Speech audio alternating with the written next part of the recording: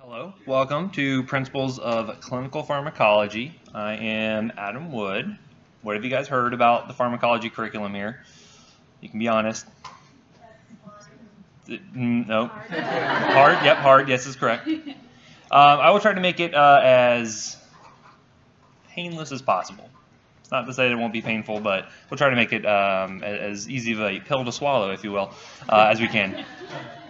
Yep. I just re-uploaded this lecture. There's a slide I just had to update, which I'll show you guys in just a second. Do you guys see the syllabus?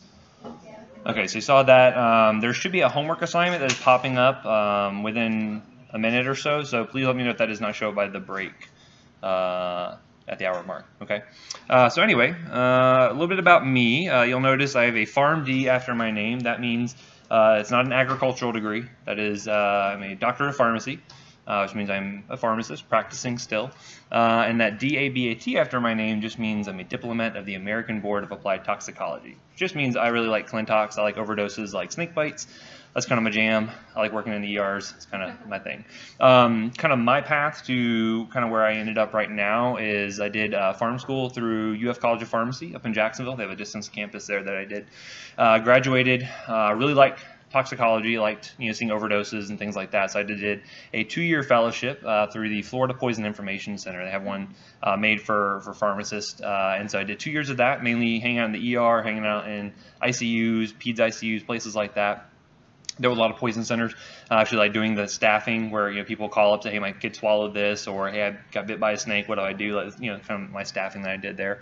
Afterwards, I needed a job, and so I moved down to Orlando and started working at Nemours Children's Hospital as their first ER pharmacist. So I actually got started there, got to help kind of set up the pharmacy practice in the ER.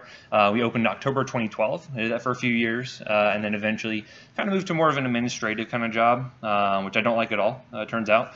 So then I decided to move over full-time and to do teaching. I've been adjuncting for a little bit for Nova Southeastern University's PA program over near Malta Millennia, and so started working there full-time. Been there since last August, and then also picked up adjuncting over here. So essentially, if you get taught by, if you go to either program, you're basically getting the same kind of pharmacology curriculum, which is kind of good. It's good you guys are getting consistent information across the board there. So anywho, I will be trying to show you from a pharmacist perspective what you guys need to know about drugs to make sure, one, you don't kill anyone, right? You guys are being given a pretty big license to, prescribe some pretty heavy-duty drugs. You don't want to screw that up. And how to really kind of effectively use these drugs for your patients to their best benefit. Does anyone have any previous medical background? What were you? EMT? How many EMTs are there? Oh, good. Good number of EMTs. Who else? Oh, anesthesia tech, all right. Physical therapy. Okay, cool. RT. EMT medic. Okay, awesome. Yes, ma'am. Physical therapy. All right, so I'm going to try to pull you guys in as much as I can to try to get your perspective on things as well, because I find that it's really useful. Because obviously me from the pharmacy side, I have my set of perspectives and priorities, and you guys are going to have a different set. And it's good to get some of you guys' backgrounds and some things like the way that I see things being done in a certain circumstance. It's probably a lot different than what you guys saw, right, on your end of things. So it's good to incorporate both of those. So we can kind of come to kind of see how medicine, there's a lot of shades of gray. Not one way is the right way to do everything. And so you may think, from my perspective, everyone needs a drug, right?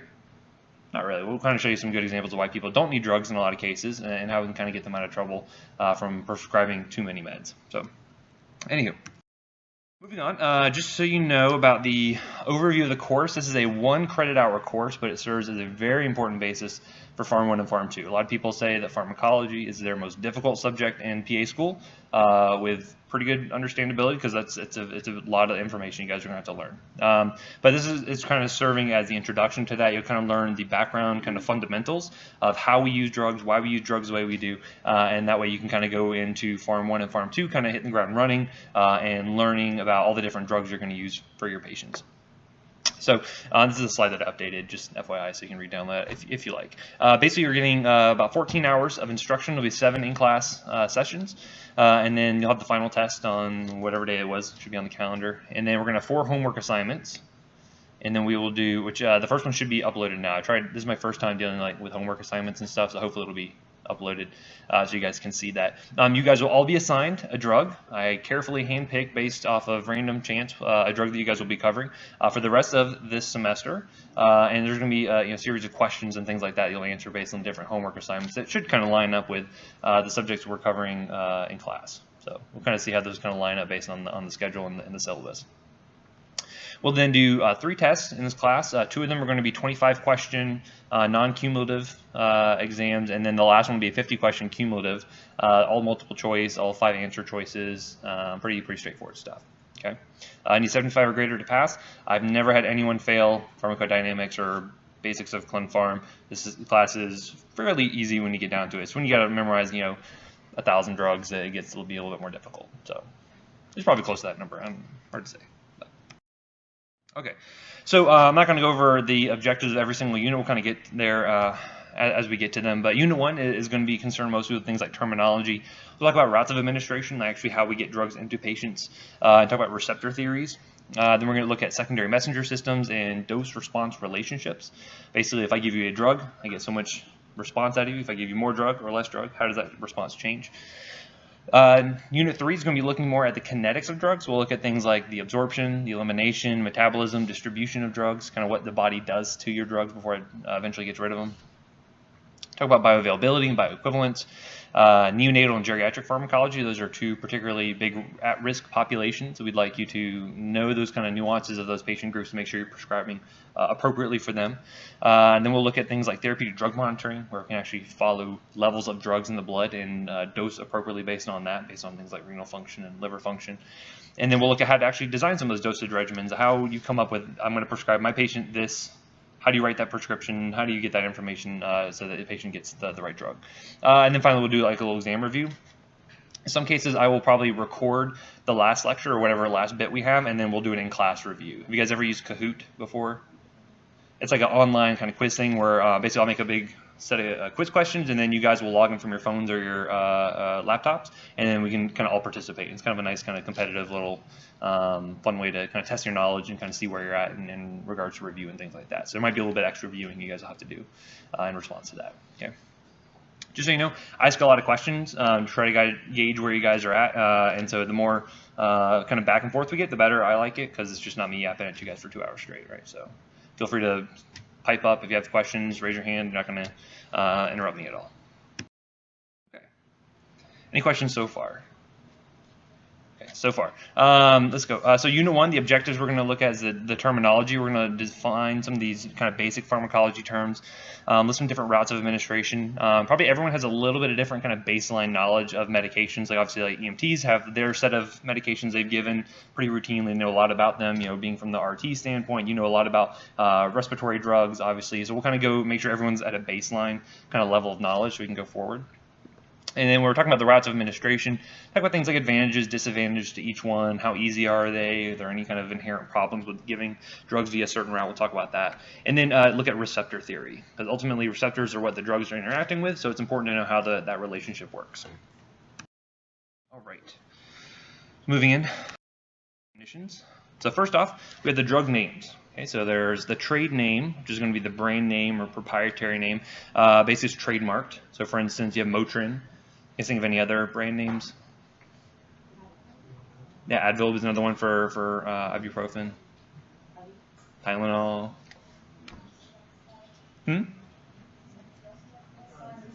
Yeah, sorry, I skipped forward a few slides. I cut out some of the objective ones because you guys can read those. We'll get to those when we get to the actual sections. Yeah. Anyway, yeah, so lots of different brand names that are out there, and then we'll look at that process for how you kind of get from a brand new drug through that kind of that patent period and get to finally like when you can actually make generics. But every drug is going to have a generic name. If I put any drugs on test questions from here through pharmacology, I'll always put the generic, and then in parentheses I'll put the brand name. It's really a good medication practice to know the generic names, because you can find with brand names they can be confusing. You can mix up drugs together. Drugs will have, if I say Tylenol, what do you think is in Tylenol? Acetaminophen. What else could be in Tylenol? They put that name on everything, right? So they could have chlorpheniramine in it, it could have Sudafed in it, it could have all kinds of different things. So it's important to realize, what the generic name of the drug you're actually talking about. But because so many people know a lot of drugs by their brand names, I'll include that always. Okay, so just FYI. Okay, so then we can have a pharmacotherapeutic classification. So for instance, if we're talking about ibuprofen, which most people have probably taken at some point in their lives, this will be considered an NSAID, or non-steroidal anti-inflammatory drug. A lot of times drugs will get placed into different categories based on their mechanism of action, or specifically what they do in the body in order to cause their whatever physiologic effect it happens to be. So for instance, all the non-steroidal anti-inflammatory drugs are going to work through the same mechanism, where basically they inhibit the enzyme cyclooxygenase. That makes it so you produce less prostaglandins, and that downstream will inhibit inflammation. We'll go more into detail on that when we get to Pharmacology 1 and 2, but that's the mechanism. Every drug will have a mechanism associated with it. Okay. Then we'll have indications. This is primarily what you're going to be prescribing the drug for, whether it be for ibuprofen, you can do it for anti-inflammatory drug. You can do it as an analgesic. What's an analgesic? It's going to be pain relief. What's an antipyretic? Fever, yeah, fever specifically. So yeah, it helps to break patients' fever. Do you guys know of anything else you could use ibuprofen for? Yep, so yeah, just kind of general inflammation you can do it for. One thing we actually do for our peds patients over at Nemours, we actually have a cardiac program probably started up within the last year. When you review fetal cardiac formation, there's a hole in the heart called the foramen ovale, essentially. I'm sorry, the ductus arteriosus is the one I'm talking about. So there's ductus arteriosus that's supposed to close as the baby is born, and that allows for proper circulation of blood throughout the body, right? In some kids, that does not close effectively, and that means they're having mixing of venous and arterial blood, which can be bad for them. So we can actually give ibuprofen IV, and that will actually close that up for them, right? So there's a biological process for why that happens, which we'll get into, but a lot of it relates back directly to that mechanism of action. Okay, so just so you know, there are certain things that will be considered off-label. That just means that the drug company did not go to the FDA, the Food Drug Administration, and say, hey, we would like to market this drug for this indication. You can still use it for off-label things as long as there's evidence to back you up, right? As long as there's clinical trials or some kind of evidence to say, hey, this works for this indication, this is why we're using it this way. Okay, so just know that you're not, it's not illegal to use things off-label. It's certainly done every single day. All right, so then pharmacology itself is going to be basically the study of the reaction of drugs within the body, talking about those reactions between drugs as well. We'll talk about drug-drug interactions being a huge deal. And then basically gets broken up into pharmacodynamics and pharmacokinetics. Essentially, pharmacodynamics is what the drug is doing to the body. Basically, the simplest way you can put it. It's a study of the mechanism of action of the drug, what receptor it's affecting, what kind of downstream physiologic effects are occurring there. We'll see that these effects can either be therapeutic, which can be a good thing, or it could be toxic. So for instance, with ibuprofen, the therapeutic effect is an anti-inflammatory, helps deal with my headache, or brings down my fever. Do you know of any toxic effects from ibuprofen? Yeah, GI ulcers is actually a big thing, right? Because it actually helps to basically breaks down that protective lining on the stomach that keeps your stomach acid from eroding a hole right through it, right? So that could be one of those toxic effects that occur. So the same mechanism that it fixes your headache. Okay, so we'll look at that when we get into those specific drugs, and again, just how the drug is affecting the body. Another good example of this would be ethanol. We can see that with a lot of drugs that there's a dose-response relationship, meaning that at a low dose you may see one type of effect, higher doses you may see different types of effects, right? And I'm sure no one in here has ever touched any alcohol, right? Yeah, okay. So at least everyone should be at least a little bit familiar with the effects of alcohol. You've at least seen someone who's at least been exposed to it. But at low doses, it can cause lots of inhibitions, right? That's where you get that kind of liquid courage kind of effect. If you're more socially, you can go talk to people, maybe ask a girl out for a number, things like that.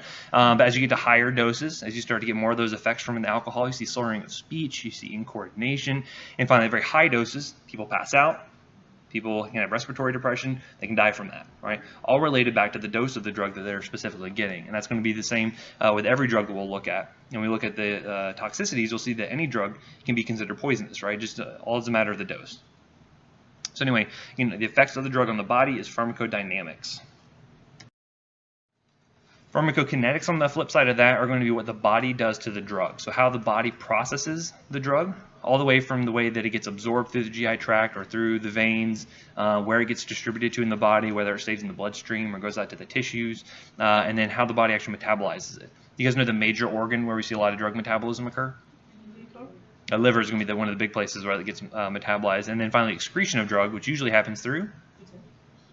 Usually the kidneys is one of the big places. Yeah, also the biliary tract is another a good example of where drugs can be eliminated. And again, it's just how the body's affecting the drug. Okay, so what are kind of the ultimate disposition of these drugs? So again, another example using ethanol. You'll find that I kind of fall back to that one a lot. Hopefully it doesn't say too much about me, but I think it's a good kind of prototypical substance that we can use for these kind of examples. But for instance, if you're looking at someone who is alcohol naive, meaning someone who does not drink very regularly, they will metabolize alcohol at a pretty steady rate. So you find they'll metabolize roughly 20 milligrams per deciliter per hour of ethanol out of their body. Okay. Whereas on the other hand, if you have chronic drinkers, they can actually have a upregulation of enzymes. They actually produce more enzymes in the liver to break down the alcohol, because the liver looks at alcohol like it's a poison and wants to get rid of it. So they actually upregulate those enzymes, and they can metabolize a lot more alcohol per unit of time, which means they can have, metabolize, say, 60 to 80 milligrams per deciliter per hour. Okay, so you can see that there can be a chronic kind of nature to this, where people that have been exposed to drugs over a period of time, the body adapts to that in a lot of cases, right? Because the body wants to maintain homeostasis, and so we'll see numerous examples of how that occurs as we go forward. So again, pharmacokinetics, the effect of the body on the drug. So essentially when we're looking at this, say for instance we give a dose of drug, it's going to have to be absorbed through whatever route that we're giving it, whether it be through the vein, whether it be through the bone, we can do it through the GI tract, wherever it happens to be. You'll find that you get a percentage of the drug that's going to be in the systemic circulation, basically means circulating in the plasma, and then you'll find that we'll undergo this distribution that occurs here. Distribution just means where does the drug go after it gets absorbed into the blood? Does it go into the tissues? Does it like to go to the brain? Where does it like to go to? Okay, so we'll talk about that as being distribution. Elimination is just how the drug gets metabolized and then eventually excreted from the body. This is all going to be considered pharmacokinetics. Okay, it's what the body is doing to the drug. Now, the drug that actually gets to the site of action, whether it be, say, the GABA receptors in the brain, or whether it be the beta receptors in the heart, this is all going to be the start of pharmacodynamics, where basically you see the pharmacologic effect. That could be either efficacy, where you see, hey, your blood pressure comes down, or you stop seizing, or it could be the toxicity of, say, now your blood pressure is too low, and now you're hypotensive, or maybe you're passed out and you have respiratory depression. So we'll see the toxicity and efficacy are a lot of times mediated through the same mechanisms related to that drug. Okay. Another kind of up-and-coming kind of topic is pharmacogenomics. Basically, this means that every single person is going to be a little bit of a snowflake. Like a lot of people are going to be processing drugs in a little different manner. Basically, we're looking at, when we use pharmacogenomics, looking at the people's backgrounds, looking at their certain ethnic backgrounds. You'll find actual pharmacokinetic differences where they metabolize a drug very well, or they may not metabolize it at all. We can find differences in people, how they express certain receptors, and they may be very sensitive to a drug, or they might not be very sensitive at all. Okay, and so it's becoming much more relevant as we're discovering these kind of things and saying, okay, this person should not get this drug, or this person should get that drug. Okay, and this is kind of an expensive process now, but as we find more kind of clinically relevant examples of when to do this, it becomes cheaper and easier as the technology gets better. So a really good example of this that we're experiencing from the pediatric standpoint, you guys have heard of the drug codeine. What does codeine do? Cough medicine? Yeah, it can be cough medicine. It's also a pain reliever, right? And so one of the things that we saw is that codeine itself isn't really very active at reducing pain, right? But what it gets converted into in the body is actually into morphine. You guys have heard of morphine, right? Morphine's a pretty potent analgesic. So in order for someone to get clinical effect out of codeine, they have to metabolize it into morphine. What you find is that certain people are going to be very good at metabolizing that very quickly into morphine. They get a lot of morphine out of it, which means they get a lot of pain relief out of it. Okay, they find that people, especially like African American descent, and also I believe like certain Mediterranean descent, they have very rapid metabolizing enzymes. They can metabolize the stuff very quickly, so they get a lot of good effect out of it. Certain other people, they don't metabolize it very quickly, and they get very little morphine. So what we were seeing is that the problem is that for some of these patients, they were coming in to have they had obstructive sleep apnea. Basically, mean they had their tonsils and their adenoids were too big, and they're getting in the way when they're sleeping. And so the ENT docs would go in and chop them out, and then afterwards, after you go through surgery, what usually happens to that tissue? Swells up, right? Okay, so now you have someone who has obstructive sleep apnea, having the swelling of the airway, and all of a sudden they're metabolizing way too much of this drug into morphine, and a big side effect of morphine is respiratory depression. So they had several kids that ended up dying from this due to these pharmacogenetic differences between them. So now, for instance, we don't even carry codeine over anymore. We said, nope, it's just too dangerous. We don't know who's going to be really at biggest risk. We're just not going to use it at all. So again, you can find a lot of these things making either some drugs obsolete, or you may find certain patient populations respond a lot better to that than others. So anyhow. So again, a drug is going to be considered any sort of substance that brings about a change in some sort of biologic function through the body. This is going to be kind of a key for this analogy what we talk about when it comes down to the receptor. Okay. A receptor is just going to be that component of a cell or an organism that interacts with the drug, and this is going to be the lock, right? So this means that every lock is going to have a specific key for it, which means that we're going to have drugs that can be very specific and only affecting one specific type of receptor. Some of them are going to be very non-specific, and they can affect lots of types of receptors. And we'll look at things like affinity a little bit later on. You find these receptors either going to be located like on a cell surface, sometimes they can be actually within the cell, sometimes in the nucleus of a cell, and basically they're initiating this kind of chain of biochemical events that leads to some sort of observed effect, whether it be pain relief, fever relief, whatever it happens to be. Now, most of these receptors are going to be proteins, and so you can find things like enzymes can be affected, transporters, specifically like on cell surface transporters, and then in some cases you might even have things like DNA targets. So for instance, when we're trying to treat patients with cancer, we're trying to target those cancer cells that are replicating at a kind of unchecked kind of rate. By targeting their DNA, you can lead to this kind of cell death that occurs. You guys know the name for that kind of program, cell death? Apoptosis, yeah. So you can actually trigger apoptosis by causing DNA damage to some of these cells. That's one of the ways we can use chemotherapy. Same thing for antivirals. And we'll look at kind of that selectivity between treating human cancer cells versus treating viral cells versus bacterial cells. But basically, they're going to be playing a regulatory role. And so, for instance, you can have things where you have upregulation of receptors versus downregulation, and that will modify or modulate kind of how well you respond to a drug. We'll look at some examples of that a little bit later, but just know that over time you're going to find changes where, for instance, if you're over-exciting a receptor, the body wants to maintain homeostasis, and so it says, okay, I'm going to downregulate these. I'm going to take some of these receptors off the cell surface, so that way it can't be really activated as much. We'll find some more examples of how that can be clinically relevant a little bit later on. And again, this is going to be equilibrium, so not every single receptor is necessarily going to be bound at all times by a drug. You're going to find that this dissociation has to occur at some point, otherwise the drug's stuck around forever. You'd only take one dose of a drug and be done, right? But that doesn't occur. We know that there's going to be some sort of equilibrium here between the drug and the receptor kind of coming apart, and that's where the drug can then be metabolized or whatever happens to be.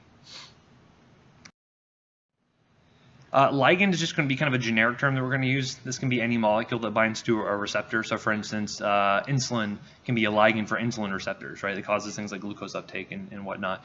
This is involved in any kind of chemical signaling that occurs. This can mean things like neurotransmitters, things like epinephrine, things like serotonin. Serotonin is really important for things like behavioral health issues like depression. You guys might be feeling a little bit of that right now. Yeah, okay. It can include things like hormones, so you see things like cortisol, insulin, is going to be playing major regulatory roles within the body. Drugs themselves can be ligands, so acetaminophen or Tylenol, as you guys probably know it, and then also other things like messenger molecules. So this can be antibodies and other types of substances. But again, anything binding to those receptors is considered a ligand. All right.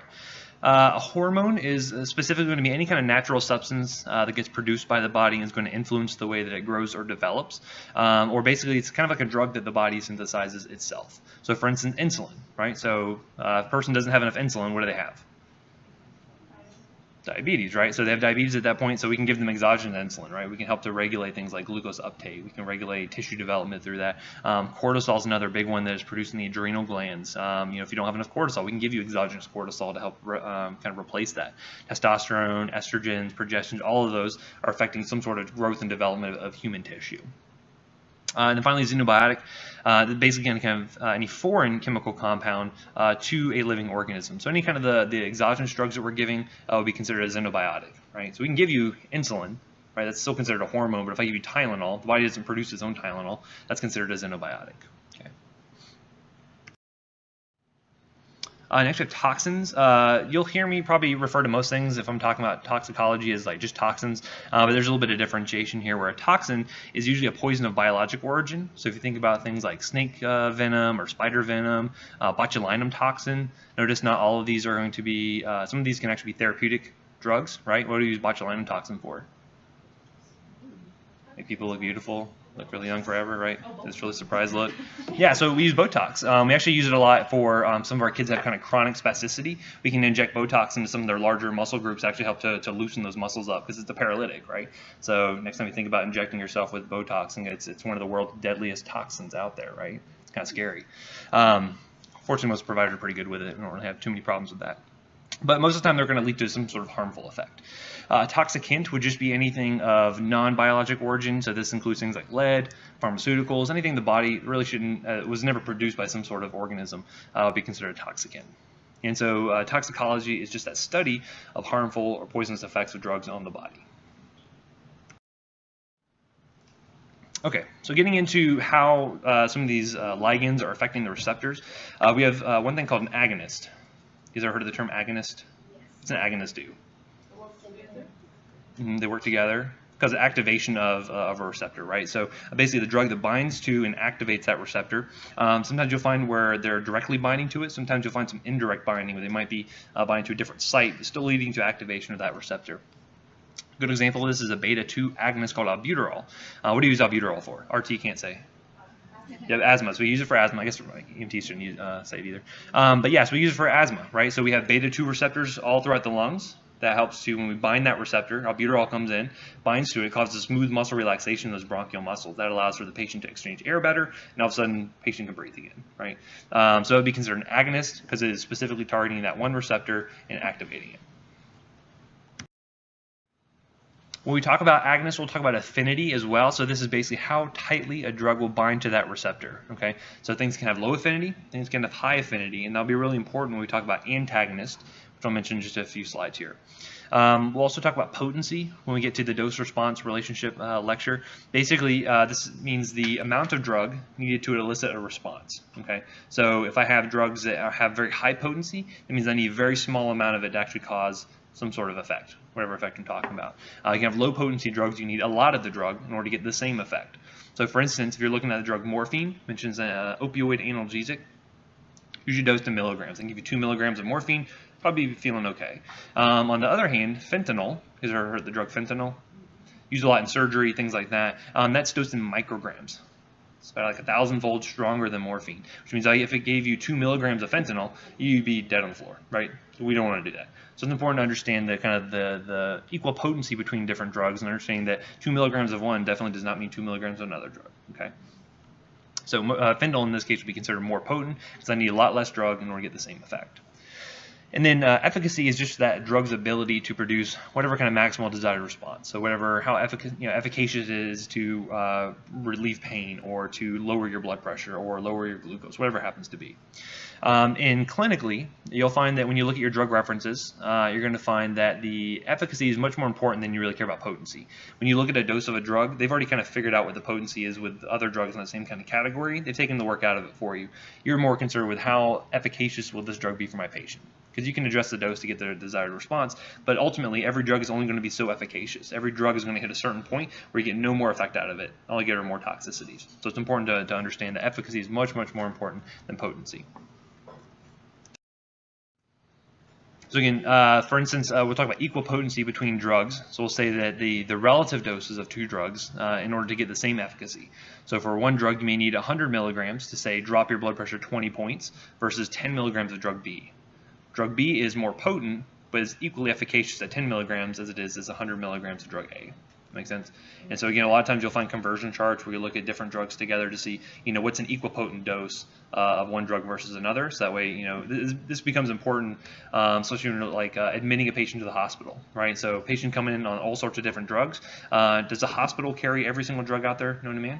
No, it's not cost effective, right? We carry a very select set of drugs, probably wherever we can get the cheapest, and we have to convert patients over to different drugs, right? And we do that based on these kind of equal potency between different things. Okay, so a full agonist would be something that when it binds to that receptor, it's going to be getting 100% activation out of that. Okay, so if I were to bind every single beta-2 receptor in the lung with an albuterol, that means I'm going to get 100% activation of those receptors. I get 100% of that maximal smooth muscle relaxation that I'm looking for. Okay, so there's full agonists. We also have partial agonists where they can bind to a receptor and only maybe get, say, 50% or maybe 70% activation out of that. Ultimately means that a full agonist will have more efficacy than a partial agonist, because again, even if you bound every single receptor up, if it doesn't fully activate, you're only going to get kind of submaximal responses out of that. And so this clinically can be useful, especially when we're talking about things like opioid addiction. We'll talk about that in a little bit later, but we are in the middle of an opioid epidemic, right? huge deal with the number of people that are addicted to opioids. And we'll look at some partial agonists in a minute and how that can be useful to actually try to get people off of their opioids. But again, just know that even if you have every single receptor bound up, you're never going to 100% effect out of a partial agonist. Okay. So just kind of pictorial example, here on the left hand you have a full agonist getting kind of 100% activity out of a receptor versus a partial agonist, just due to some things like the chemical structure of it may only get 50% activation out of that. Okay. And if you were to look at a dose response curve, which we'll go into much more detail on these in a couple of weeks, but basically if you had concentration here on the x-axis and the response to the drug on the y-axis, it could be things like sedation or analgesia or depression scores, whatever it happens to be. As you increase the dose of these drugs, you notice it has this plateau effect. And what do you think is happening at this plateau? All the receptors are bound up. Yeah, so it doesn't matter how much I increase the dose, I'm never going to get any more receptors out of the body, right? They're all bound up. So there's going to be a plateau effect. So even if I hit that same point of the plateau with the partial agonist, it'll never be that full response I would get out of a full agonist. Okay. You can have antagonists as well. So antagonists would essentially be sitting on the same receptor that an agonist would, but it basically blocks the action of an agonist. So it doesn't do the opposite effect. It basically just prevents anything else from actually activating it. The main ones we'll talk about are going to be competitive antagonists, which means that they are in competition with either naturally occurring ligands for a receptor or for other drugs that are going to bind that receptor that are agonists. Basically, they prevent binding, so you prevent whatever effects it happen to be. So my EMTs out there, what's the antidote to an opioid overdose? Narcan, right? We give them Narcan. Narcan is a competitive antagonist at the opioid receptors. I'll show you an example of what that looks like in just a second on a graph. But essentially, we can give antagonists to block the effects of other drugs or other ligands within the body. So that's the most common one we run into. You can have other types of antagonism as well, things like allosteric antagonism, which means it's going to bind to a different site than what the actual ligand would do, but will still end up leading to prevention of action. Oftentimes, this causes conformation of proteins and things, so it leads agonists to not be able to affect it as well. You can have chemical antagonism. This is where actually the antagonist will bind directly to the agonist to inactivate it. Right. A good example of this would be something like, you guys ever heard of toxic shock syndrome? Right. So usually due to streptococcal bacteria releasing endotoxins, we can actually give certain drugs to actually bind up those toxins to prevent them from causing whatever the effects happen to be. Right. So that would be an example of a chemical antagonist. You have a functional antagonism, which means you'd have things that indirectly inhibit the actions of a drug. So for instance, if I were to give you say, for instance, I give you an antihypertensive, right? I were to give you a drug like a beta blocker, right? So something like propranolol that would lower your blood pressure. But then you also have ADHD, so I give you something like an amphetamine on top of that. And amphetamines usually increase blood pressure. That would be sort of a functional antagonism where they'd be kind of fighting each other through different mechanisms, but again, they're still fighting one another. You run into that all the time where you're like, well, why is this patient on this drug and this drug? They directly counteract one another. It's like, oh, I don't know. Someone else prescribed it, I don't want to touch it. That's a huge thing I'll kind of cover with you guys, is that very frequently patients' med lists end up kind of expanding exponentially because no one wants to touch what anyone else prescribed. Bad practice. Someone's on something they shouldn't be, and you think so, take them off of it, right? Or at least have a good reason for not taking them off of it. Okay. We'll cover that again later on, but just be aware of that. And again, these antagonists are going to have no activation of the receptor itself. Okay. So you can kind of think about them just blocking the key, or blocking the key from actually interacting with the lock in this case. This would be a competitive antagonist. Note that when you have these competitive antagonists, if you have enough of the agonist, you can actually force those antagonists off the receptor, right? It's all a numbers game when you're dealing with competitive antagonists. So if I have enough of the agonist around, I can force those antagonists off. Conversely, if I increase my level of the antagonist, I can kick the agonist off, right? So it's all a numbers game at that point, right? All about which one binds more tightly to the receptor. When we talk about antagonists, we'll find that some are going to be reversible and some are going to be irreversible. So that should be pretty self-explanatory. But for instance, reversible antagonists only have effect while the drug is around. So for instance, we mentioned that ibuprofen, it's a non-steroidal drug, it's an NSAID. It's affecting this enzyme called cyclooxygenase. And actually is going to mean that while the drug is around, it inhibits that enzyme. When the drug is metabolized and gotten rid of, cyclooxygenase works fine. On the flip side, you can have irreversible antagonists, which means that as long as that enzyme has been affected by the drug, it's going to be around for as long as that enzyme lasts. Okay, so a good example of this is aspirin, which also affects cyclooxygenase, but in an irreversible manner. This means that you can utilize aspirin for things like platelet inhibition, right? Because that's why you give baby aspirin to patients who have heart disease to prevent clots from occurring. Basically, as long as the aspirin has affected that platelet, as long as that platelet exists, and you guys will learn what the normal, the normal life cycle of the platelet is going to be, you'll realize that that platelet is always affected. Basically, you have to get rid of that platelet and make a new one to get rid of that drug effect. Okay, so just know that some are irreversible, some are reversible. The majority are going to be reversible, though. Mentioned the competitive antagonist. Basically, all is a numbers game. So as long as you increase the concentration of a agonist, you can overcome the effects of a competitive antagonist, and vice versa. I'll show you a graph of that in just a minute. And you can have non-competitive antagonists. That's kind of like that allosteric antagonism, where it's binding to a different site and kind of changes the conformation of the receptor to prevent the agonist from actually binding to it in the first place. So it doesn't matter in this case how much you increase the level of the agonist. It's never going to affect that receptor, right? Because of that the non-competitive antagonist there. Most of the things we're going to run into are probably going to be competitive antagonists for the most part. This is probably the much more common one.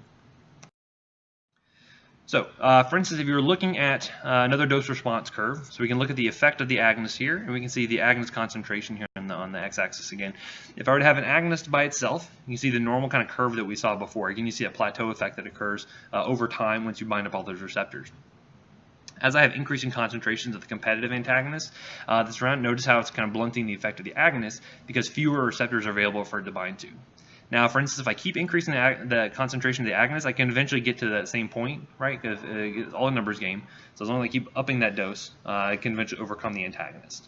And so that's important when we're talking about things like opioids and reversing those, which I'll show you an example of in a minute.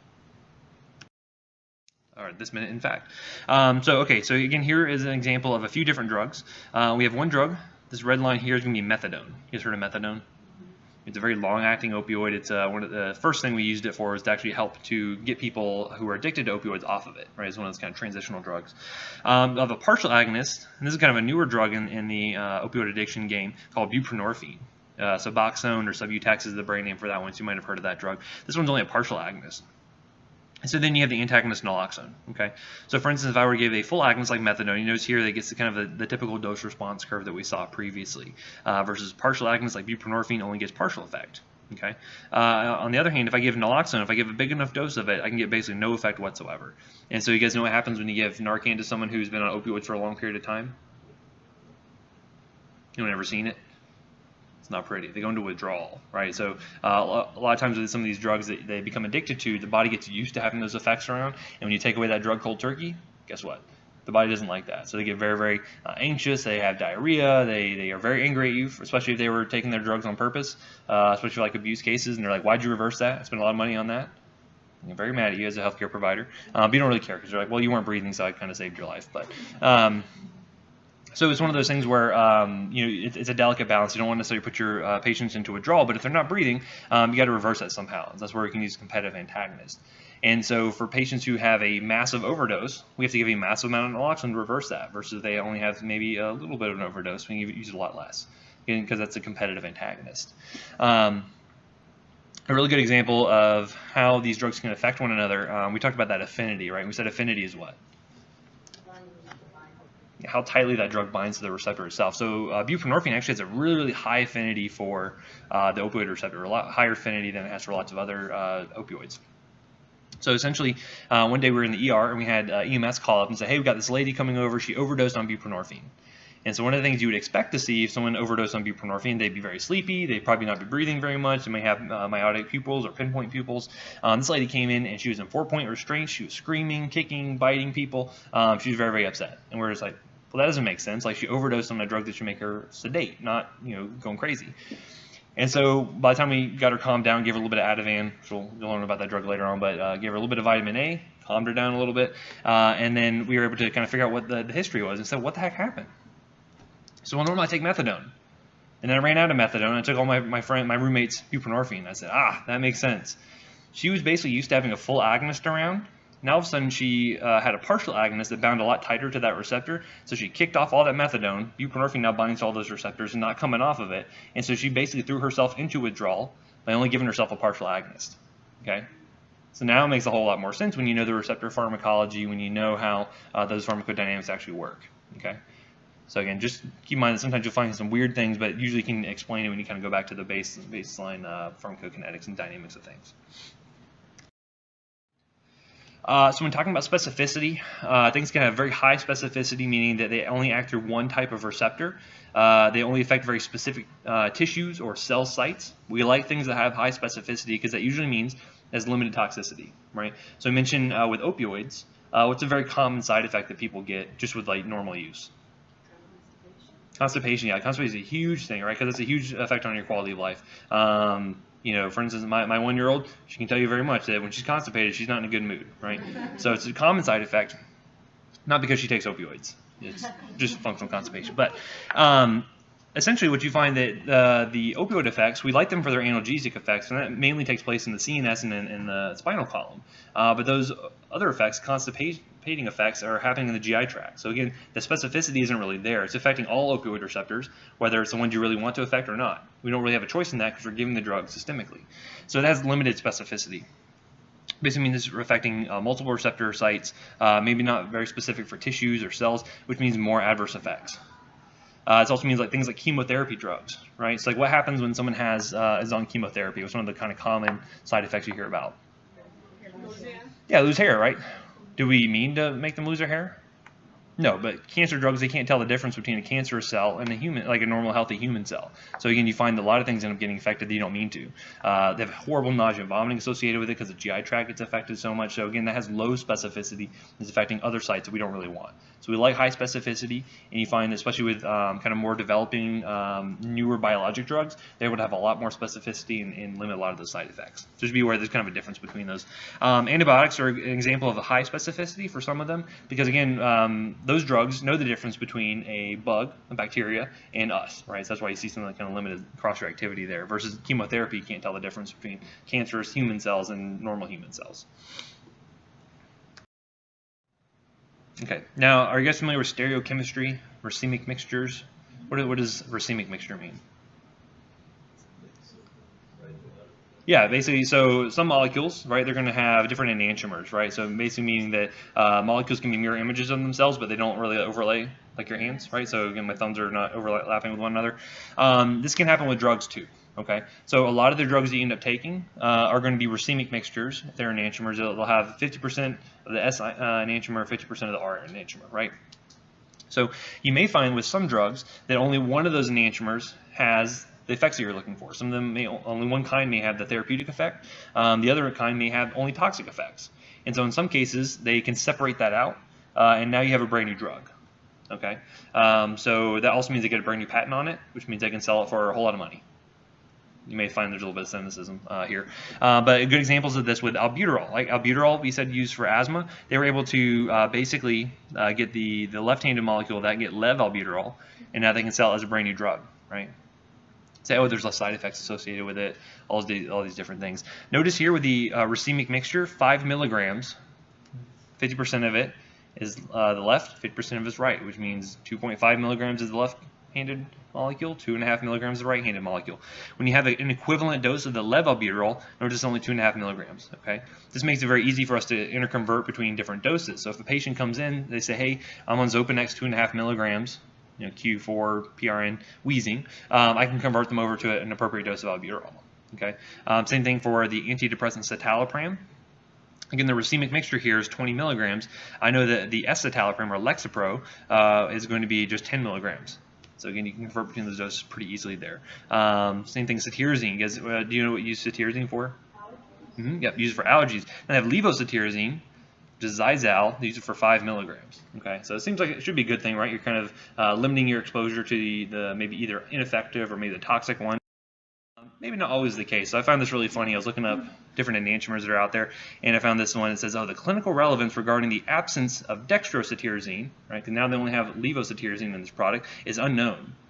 Okay, so you took it out, but you don't know why you took it out. Possibly before the new patent that you get on that. Now you got another 20 years to make money off this drug. Very interesting. So anywho, yeah, there's lots of stories of greedy things that drug companies do, but we'll find out why they like to recoup so much money. We'll find out how expensive it is to bring a drug to market a little bit later on in this lecture. Okay, The next term we'll look at is downregulation. Basically, this is a process where if you are constantly activating a receptor, if you're agonizing it with a specific ligand, a lot of times the body doesn't like to go outside of the norm. Right? The body likes to maintain homeostasis. So what you can see is that when you constantly activate a receptor, the cells want to protect themselves, and so they'll downregulate the number of receptors that are available. That means the total number of cell surface receptors are reduced, which means you have a diminished responsiveness to that drug. Right? So fewer receptors means fewer places for the drug to bind, less effect overall. Which means you have to increase the dose in order to retain that effectiveness. Right? Basically, that way you can try to capture more receptors than that may not have been hitting previously with that lower dose. And then you can find the opposite effect occur when you have antagonists involved. So you can have upregulation. If you're constantly blocking a receptor, the body wants to get back to homeostasis, so it's going to upregulate the number of receptors available to activate. Okay? So again, it's going to be kind of a flip-flop process there, where if you have an agonist, receptors like to downregulate. If you have an antagonist, receptors like to upregulate, try to get back to normal.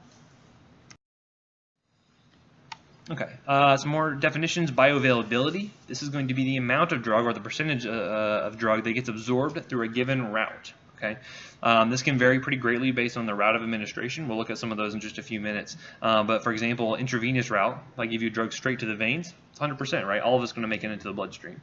Versus oral, you may find some drugs have 100% bioavailability. It's pretty straightforward. But some of them may not be able to be absorbed at all. Sometimes stomach acids can break down the drug. So, for instance, like insulin. How do we give insulin normally? Subcutaneously, right? Because I can't give proteins orally. Stomach acids will just break it down, right? You have proteases and other enzymes that are going to break down that protein. So I can't ever give protein products orally. It has zero bioavailability. Versus other drugs which may have a very easy time getting absorbed. It'll be on a case-by-case basis. Okay. We mentioned the liver is a very important organ for metabolizing drugs, and so there's a process called the first pass effect. This basically means that when a drug gets absorbed through the GI tract, that the liver metabolizes a certain portion of that drug.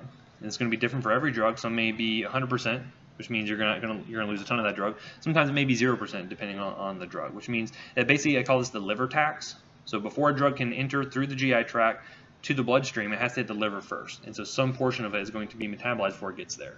And again, when you look at your drug dosing, your references and things, they've already taken that first pass effect into account. Okay. But where this becomes important is the fact that you can bypass the first pass effect by using different routes of absorption. Okay. So for instance, if I give you a drug in the IV, if I give you intravenously, it doesn't really hit the liver at first, right? It's going to circulate through the bloodstream before it hits the liver at all. You have very low first pass effect, or no first pass really. If I were to give a drug rectally, you have very little first pass effect. I can give a drug nasally, very little first pass effect. Okay, only really is going to be affecting things you're given orally. Okay, and then there's a term called prodrugs. These are going to be drugs that we give. Basically, they're inactive in their original form, but they have to be activated within the liver to become physiologically active. Okay, usually it happens in the liver most commonly, but a good example of this is the ADHD med called Vyvanse. The generic name for this is called lisdexamphetamine, and it actually gets converted over to dextroamphetamine. This is the active portion of the molecule, versus the Vyvanse itself is not active. Does anyone know why they did that? Abuse, right? So how are people abusing? Exactly. So what some unscrupulous types were doing, whether they had ADHD or not, they were taking some of these extended release amphetamine products, they're crushing them up and either injecting them or snorting them. And so basically with this drug, if you were to snort this, most of it's inactive in the first place. You'd have to wait for it to go circulate through the liver before any of it actually turns active. You don't get a very good rush out of that, right? So that was one of the reasons they made that drug, is so that way they avoid some of that abuse potential. Okay, so you'll see a lot of kids being put on this nowadays. Also, just a pretty good ADHD med. So I see a lot of people on Vyvanse nowadays. Okay. Let's see. I'll go a few more minutes before I give you guys a break. But so volume distribution, this is going to be a term we'll cover in more detail when we get to the pharmacokinetic section. Basically, this just means how far a drug gets distributed throughout the tissues, right? So you'll find that some drugs really like to be in lipids. They really like to be dissolved into lipids. They call that high lipophilicity, right? So they like to get distributed far out into the body, away from the bloodstream. Some things have very low volume distribution, which means they like to stay in the central circulation, like to stay in the plasma. We'll go into this in more detail later on, but just know that this is one of the integral concepts we'll need to know for pharmacokinetics as we move forward. In the first half of the lecture. Yes, ma'am. Epinephrine and norepinephrine. I'm sorry? Epinephrine, your body. Mm-hmm. So, when would you want to suppress or patient? When would we want to? Or not? So you find that the big place where you'd see that be is like monoamine oxidase inhibitors. We used to use this old class of drugs that inhibited this enzyme called monoamine oxidase, and we found that when you increase levels of things like serotonin, norepinephrine, and epinephrine, also that you had elevated mood, you got rid of depression in some cases. So that would actually increase levels of epinephrine that was available. You know, amphetamines, cocaine, they all actually block reuptake of epinephrine to prevent the recycling. So that would also increase the levels. So that's where you actually see increased blood pressure and heart rate all associated with increased epinephrine levels. Or we can sometimes give exogenous epinephrine if you're having an anaphylactic reaction, or if you're having stridor, we can give it to you via the inhalational route. That can help to loosen up those muscles. Yeah. Any other questions? Yes, ma'am. On the full and partial agonists, so if Mike and I took both a full agonist, it would have the same effect on us? You should see similar effects. You may, because again, all your patients are going to be snowflakes to some degree. So some people are going to be a little more sensitive, some people a little less sensitive. Some of it is related to your pharmacogenetic differences between you two. Some of it could be related based on your weight or your disposition of like adipose tissue or renal function or all sorts of different things.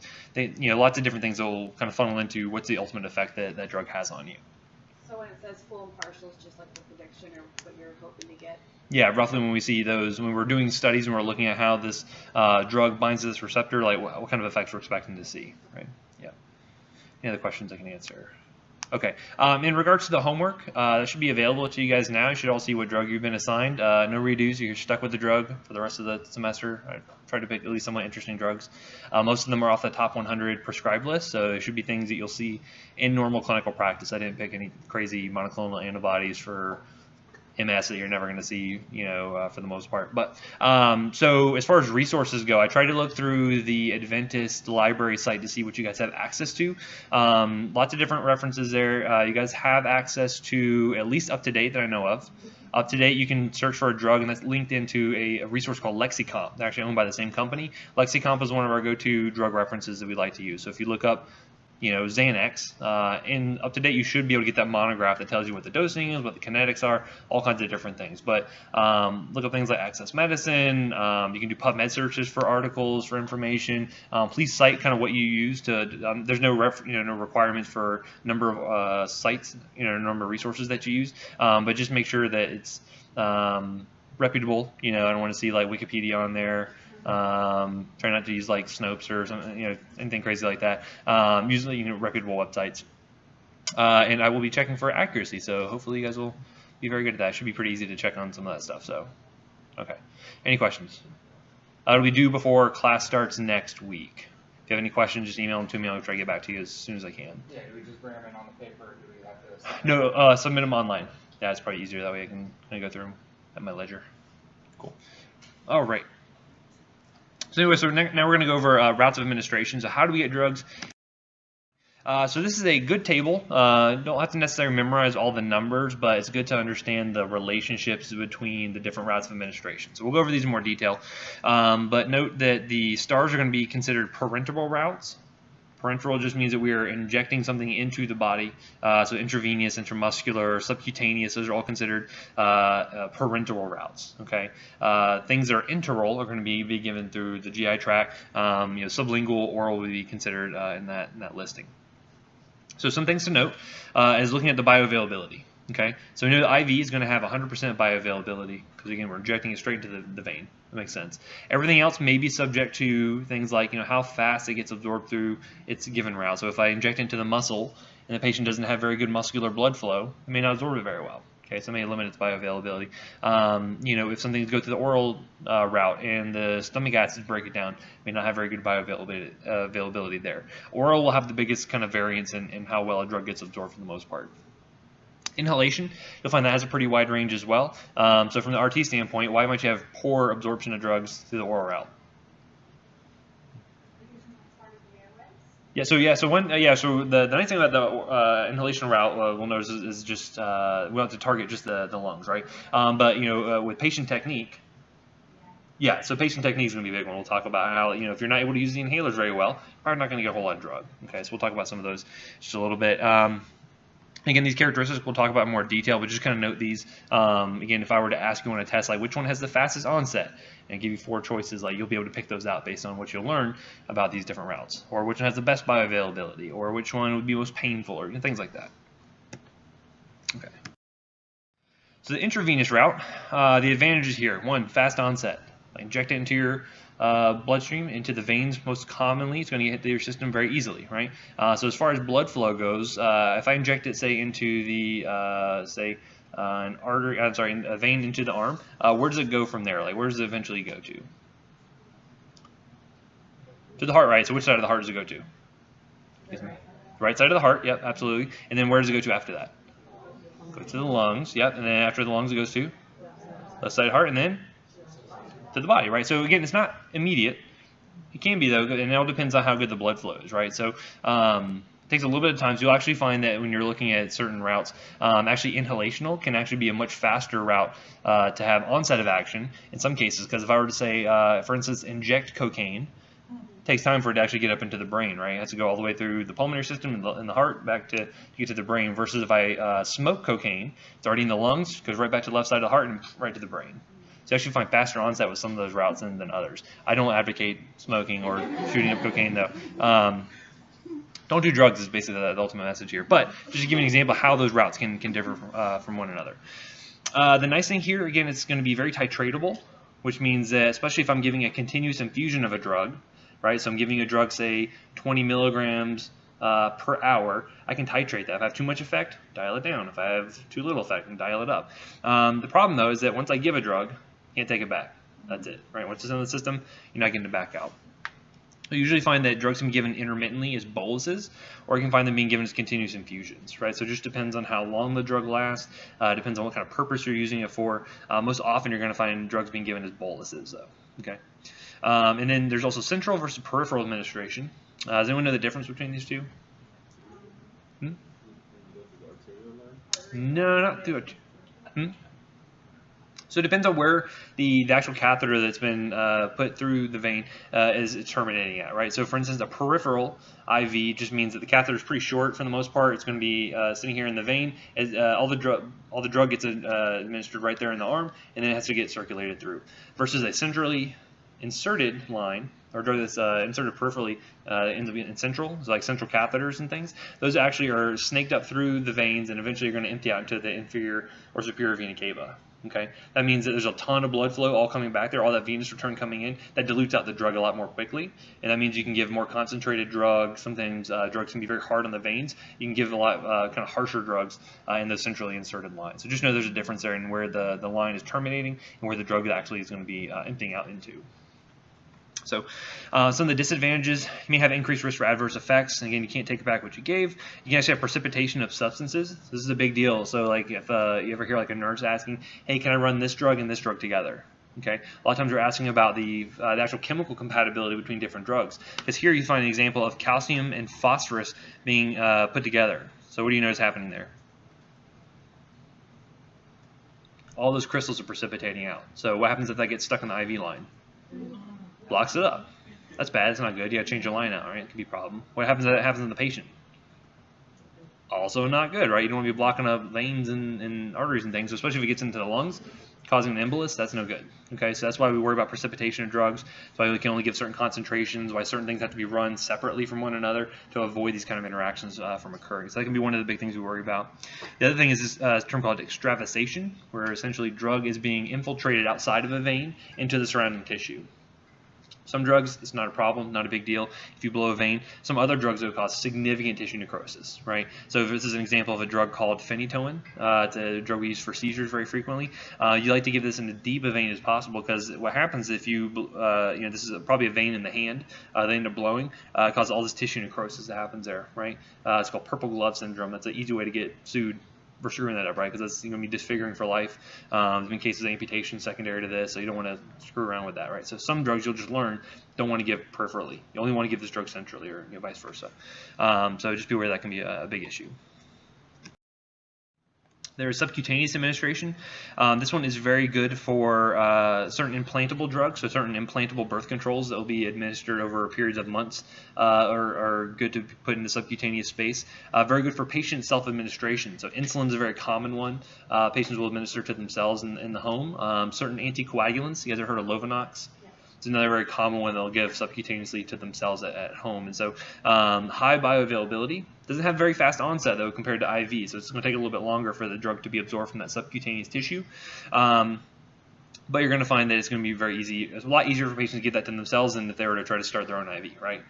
Pretty difficult for people to do that unless they're probably experienced drug users. Other problems you can run into, though, is like, a lot of them are going to cause pain, so no one likes to inject themselves, but some people have to do it several times a day, especially if they're like a diabetic patient. The other thing is going to be necrosis that can occur with certain drugs like anticoagulants. So that's that Lovenox I mentioned, where you can see basically this hematomas form secondary to having kind of local effect of the drug preventing blood clotting, essentially. So.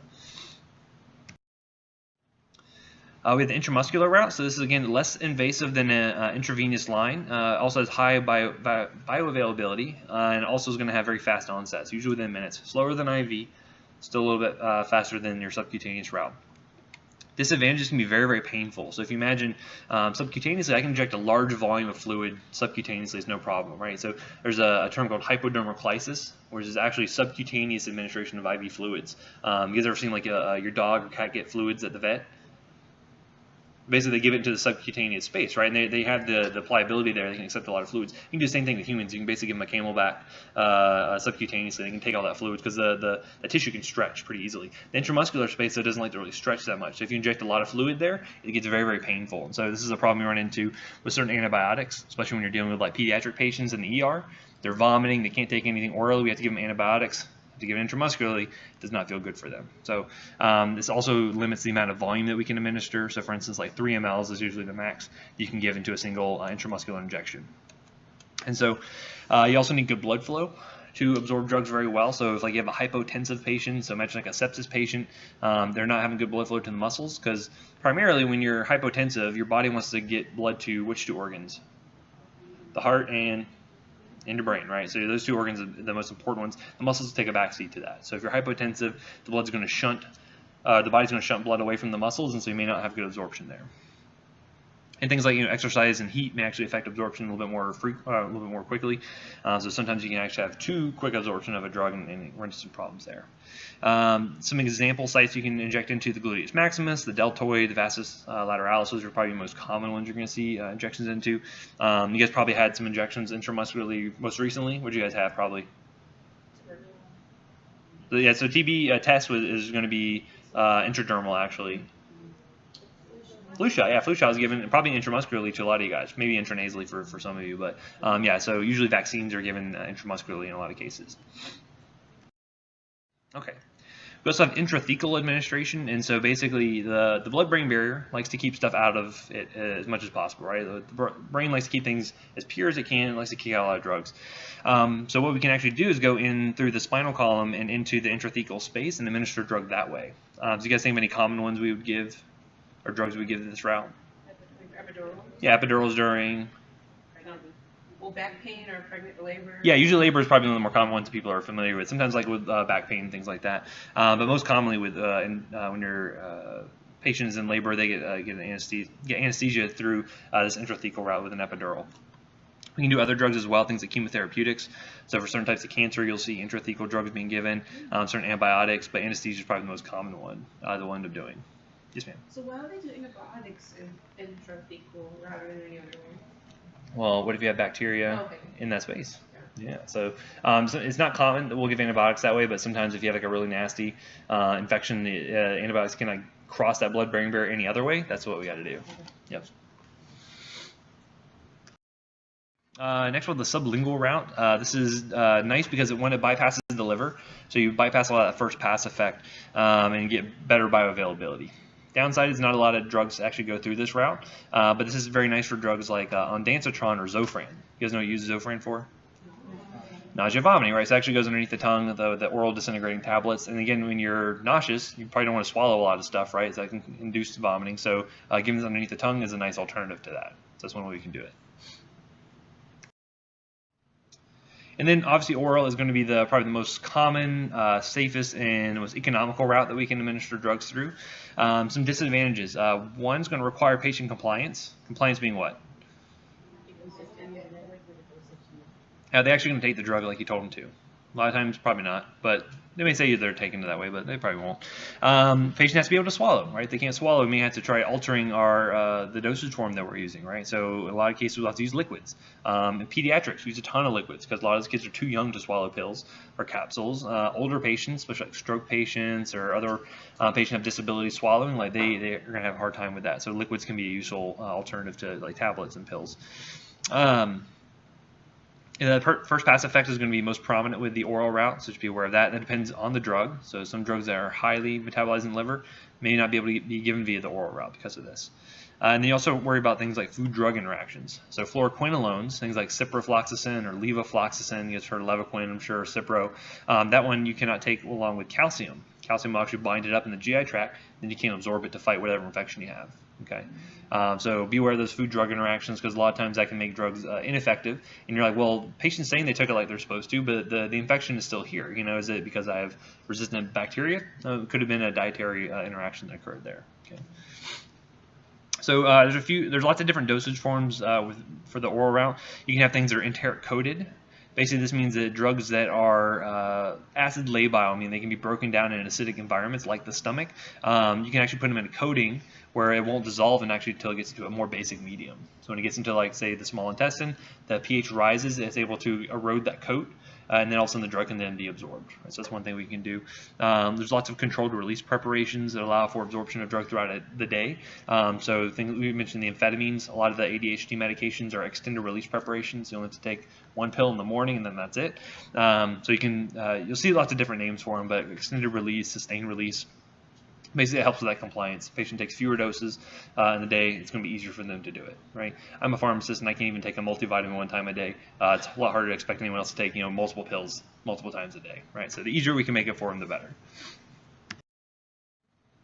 There's the rectal administration. This is nice for patients who cannot take anything via the oral route, and it also bypasses a lot of that first pass effect. The rectum is very highly vascularized. That mucosa is pretty easy for some drugs to cross, and so you can have very, very good absorption there. Only problems with it is that, especially if you have patients, if you place a suppository, sometimes that stretch reflex will cause, an urge for defecation. So if the patient eliminates it too quickly, especially like little kids, they may not get the full dose absorbed. So that can be one problem. And then, with little kids, infants, they don't really care if you put anything up their butt. Adults, they don't like it so much, right? So it just depends on how much they are going to be compliant with doing some of these therapies via the rectal route. And then there's inhalation. This is a very good route for absorption, especially when you're trying to limit how far you want this drug to be administered, right? So this helps with specificity. If I can give a drug via the inhalational route, primarily, for the most part, it's just going to affect the lungs, which is nice. Also, the lungs have a high surface area, so that also allows for certain drugs to be absorbed very, very quickly, very easily. So like I mentioned, crack cocaine is one of those very common ones that people will smoke because, again, it gets absorbed very easily, gets into the brain very, very quickly. But asthma medications, certain steroids, those are the most common drugs to see given inhalationally. Disadvantage, though, is the technique is super, super important, right? So, for instance, this lady probably doesn't have very good technique there. She's probably not going to get a whole lot of that aerosol that comes out of that multi-dose inhaler. She was very happy about it, though, so that's probably okay.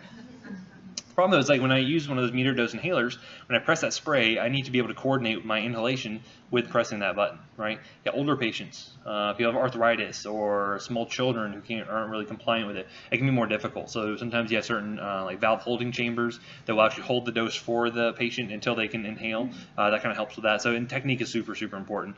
Because otherwise you either will exhale it or a lot of it ends up in the GI tract, which is no good either way. Okay, we want it down in the lungs as best we can. There's a couple different forms that we can use.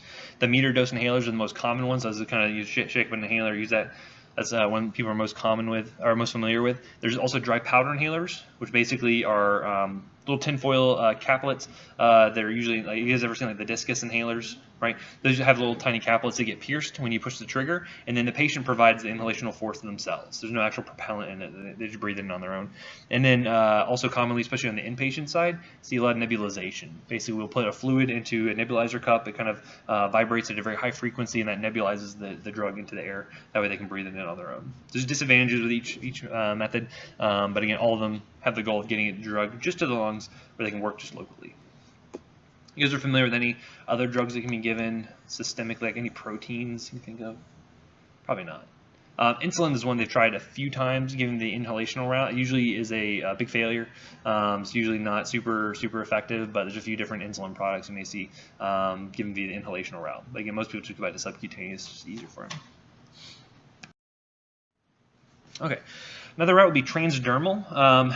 This is good because it helps to allow for controlled release of drug over a longer period of time. So some patches will be changed every 1 day, some every 3 days, some every 7 days, just depending on the drug. This is reliant on having a big source of drug inside the actual patch, and then it will absorb via diffusion over time. We'll talk more about diffusion in the next lecture. But the nice thing here is just, especially if like patients have compliance issues or if they're forgetful, being able to change it less frequently can sometimes be useful, especially if they have caretakers. They're doing it for them. The disadvantage though is that the drugs have to be able to cross the skin. If they can't do that, then it's not going to work. Cannot be used on open wounds. They would actually have too much absorption. It can lead to some problems. And then we mentioned that there's a large amount of drug in the patch. Well, so one of the things that we run into from a tox standpoint is that when you take that patch off and throw it away, there's still a huge amount of drug left there. So you have kids that will get into the garbage can, they'll swallow it, and then they will have a nice extended release patch in their stomach releasing drug until they poop it out, basically. We actually had one kid who, clonidine is a drug used as an antihypertensive that is given in a patch occasionally. We had this kid that came in, he was probably 9 months old, acting super sleepy, and his blood pressure was low, and his heart rate was low, and we were trying to figure out what the heck was going on with the kid, and I was asking the parents, like, well, what medications are you on? The dad's like, oh, I'm on a clonidine patch. And I go, okay, well, this looks a lot like clonidine. Dad's like, no, there's no way he could have gotten the patch. I was like, well, is there any other kids in the house? Yeah, he's an older brother. I was like, I guarantee you that older brother probably pulled it out of the garbage and fed it to the baby. No, there's no way that could happen. And crap you not, literally. 3 days later, kid pooped out a patch.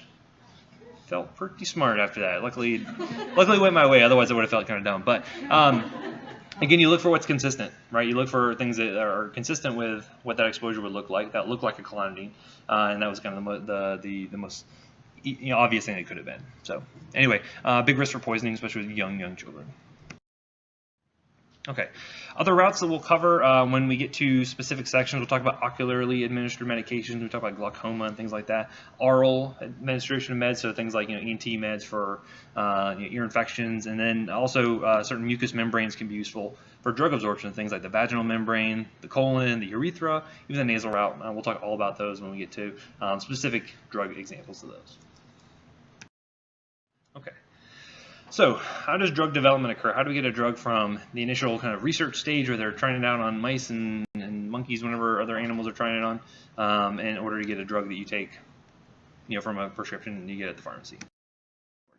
The primary body that's responsible for this is the Food and Drug Administration. They're responsible for not only drugs, but also food and cosmetics. And so they're really meant to make sure that things that are out there on the market are safe and effective for what they were marketed for, right? So if something comes along and they say, hey, this drug is really good for blood pressure, but it also kills you. Well, once they see that it kills you, then they take it off the market, right? So they're really kind of concerned with the public good of these products.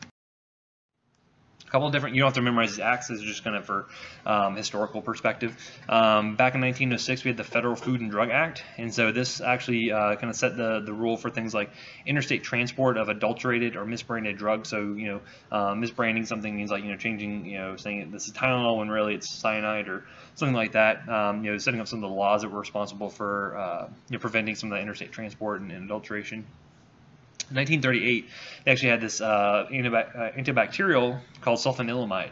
So it's a product called elixir sulfanilamide, and someone actually had put diethylene glycol in it. It's a very, very dangerous alcohol, causes very bad neurologic deficits, causes kidney damage. It's ended up killing several children, and so that actually brought about the FD&C Act, the Food, Drug, and Cosmetic Act. And so that's really what the basis for a lot of the FDA kind of rules are centered around. They've added amendments to that since then. Now, has anyone heard of thalidomide? So thalidomide was a product that was used in Europe for a short period of time for nausea and vomiting associated with pregnancy.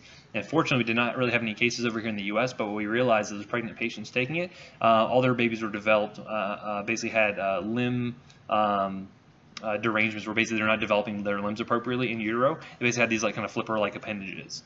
So once we realized that, there was really bad teratogenesis, we were able to say, hey, we should probably test these drugs for safety before we put them out in the market. It seems to make sense, but beforehand, then they didn't really have to do a lot of that. So 1962, that's when we said finally, now they have to show safety and efficacy before they can come out to market. So there are several clinical trials that go along with, or phases of clinical trials that happen whenever you have a new drug. So basically when a research company, they say, hey, we got this chemical, we think this is a possible drug candidate, we tested it in these animals, we have this safety data, we have this efficacy data in animals. They say, hey, we want to test this on humans. So they go to the FDA, they develop this IND, or investigational new drug application. And basically they're saying, hey, this is what we think the drug is doing. Here's the toxicity. Here's why we think it can be useful for this indication. And so then they'll enter into phase 1 of clinical trials, where essentially, and this is important to know, because it's good to know like, who's actually being tested here and what they're looking for. So phase 1 is in a relatively small number of patients, around 10 to 100 healthy individuals, which means if it's a blood pressure med, these people don't have hypertension. If it's a drug for glaucoma, these people have normalized, right? Basically, they're just looking for, trying to see what kind of dose they can administer, and they're looking for safety. Phase 2 trials come about. They usually have about 50 to 500 patients, and so these patients now have the disease in question, okay? They have that, now they're looking to see how efficacious the drug is. Still looking for safety, but now they're seeing like, okay, how does it actually work on the disease state? And then finally in phase 3, they have, they're testing it in thousands of patients, just a few thousand typically, and they're again looking for safety and efficacy. These patients still have the disease state in question. Okay, so phase 1, 2, and 3, then they take that information back to the FDA and say, hey, we think this is all safe, we think it's good. They review it, and then they either say yay or nay. Okay, so you can kind of see the process here. Again, starting out with how many different chemical entities that they have. Basically do the basic research, kind of seeing where they want, and then at this point, this is where they start the preclinical trials with animals. So again, maybe that narrows it down from say 25,000 to 20 potential molecules, and then finally they go to the FDA. So maybe 5 to 10 of those original, 25,000 actually make it to this point.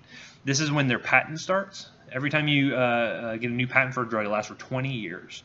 Okay, that doesn't mean from the time that you get approval, you can sell it for 20 years as a brand name drug. It just means from that time point when you first submitted to the FDA, now the 20-year clock starts. So when you do phase 1 trials, you weed out a few of those ones that don't seem to be very safe or efficacious. You go down to phase 2 trials, found to phase 3, and then you go back and say, okay, now we can sell it on the market. Okay, so now we call this phase 4 trial. And so who gets involved in the phase 4 trial? Everyone does. Yeah, anyone who takes a drug is now a test participant in a phase 4 trial. Sounds like a lot of fun, huh? You guys are all guinea pigs and you didn't even know it. Right, so basically at this point, how many ever years it took to get to this, all through those clinical trials, sometimes it's 5, 10, 15 years. At this point, they can sell it as a brand name drug. They're the only people who can make it. And then once that time period ends, at 20 years, now all of a sudden generics can come in and start to make generic alternatives. Okay. Again, the thing you're looking at here, though, is the fact that it goes through all this testing process. By the end of the phase 3 trials, they've only tested it in a couple thousand people. But what happens if you have a side effect that occurs in 1 in a million? You haven't found it yet, right? Or 1 in 10 million, you haven't found it yet. So this is where we find some of these side effects that are, increased risk of death over the long term, or whatever type of other side effect.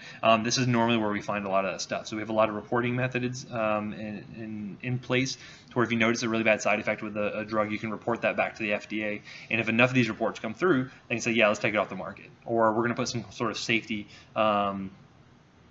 program in place to make sure that certain people don't get this drug, or they're doing certain testing to make sure they don't have a bad outcome.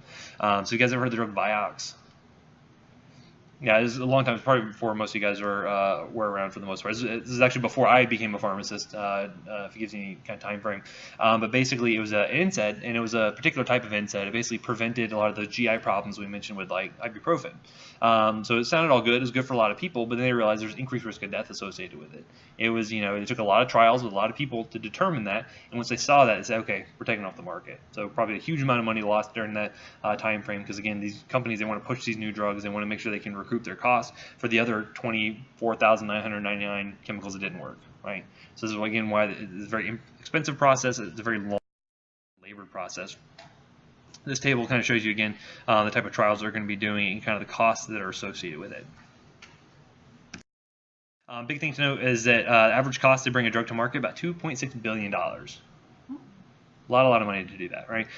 So if you have like a new erectile dysfunction pill that you can sell to lots of different people, that's great. If it's a new antihypertensive, lots of people have hypertension, that's great. You can make a ton of money off of it, right?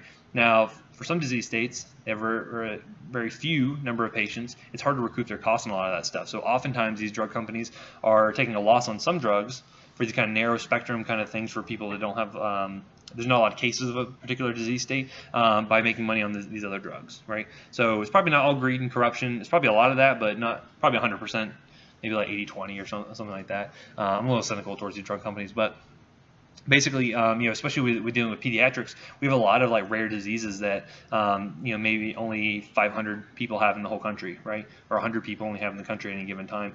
One of the big things that we ran into from a toxicology standpoint is antivenom, right?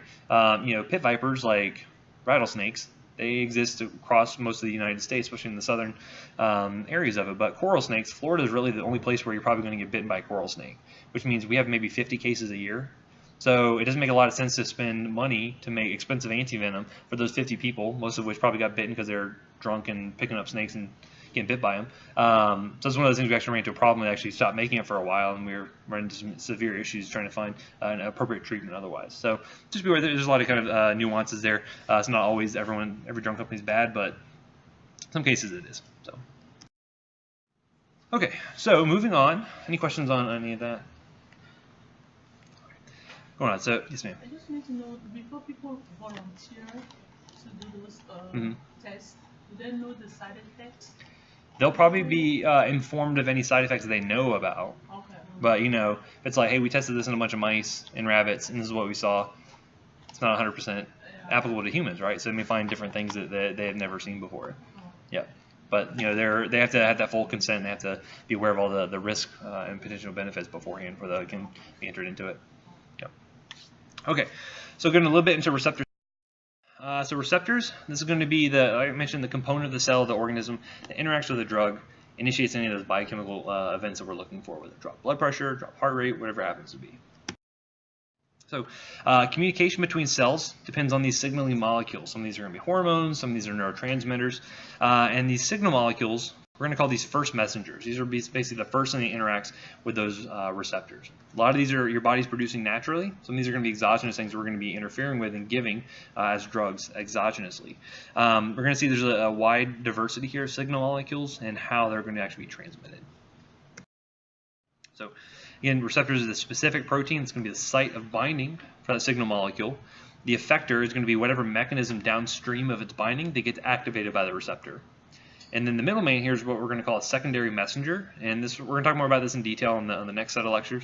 But basically, it's a small intracellular signaling molecule that allows for some of these downstream effects to occur. We'll go into more detail on some of those. But basically, the signal molecule that binds the receptor, that's the first messenger. The second step here is the second messengers, and then you have the downstream effect. I'll show you examples of those as we go forward. You can have contact-dependent cell signaling, so this would be different cells connected together where they would basically be releasing some of these transmitters very directly, right? So not a lot of travel between cells. This can become important, especially when you're looking at things like cancer, and usually when cells start to outstrip their blood supply or outstrip nutrient supply, they have different signaling methods they'll send out to say, hey, stop growing. But then if you have cancer cells, they don't really get the signal anymore, right? They just keep growing, kind of ad infinitum. So this can be an important contact-dependent method of signaling here. You have paracrine signaling, which is basically still local, but it's going to be to cells not in direct contact with the original cell. So it can be, it's pretty close by for the most part, right? So some signaling that can occur between like think about like the pancreas, between like insulin and glucagon, how those are not maybe directly cell contact or direct in contact between the cells, but they could be still within the same tissue. The more important ones we're going to talk about are going to be synaptic signaling. So this is included with a lot of the neurotransmitters. So when we talk about things like your parasympathetic and your sympathetic nervous system, this is going to be involving a lot of neurotransmitters. When we talk about psych meds for depression or schizophrenia, this neurotransmitter signaling is important. So we'll go into a lot of these, but essentially some sort of signals coming from the central nervous system. and being sent down, and basically the axon is going to be synapsing here with the target cell. It's going to release whatever neurotransmitter, and that's going to cause, that's basically the first messenger, cause whatever downstream effect, right? So for instance, if it's the parasympathetic nervous system effect on the heart, when it releases acetylcholine in the heart, it slows it down, right? It's a vasovagal kind of effect you see there.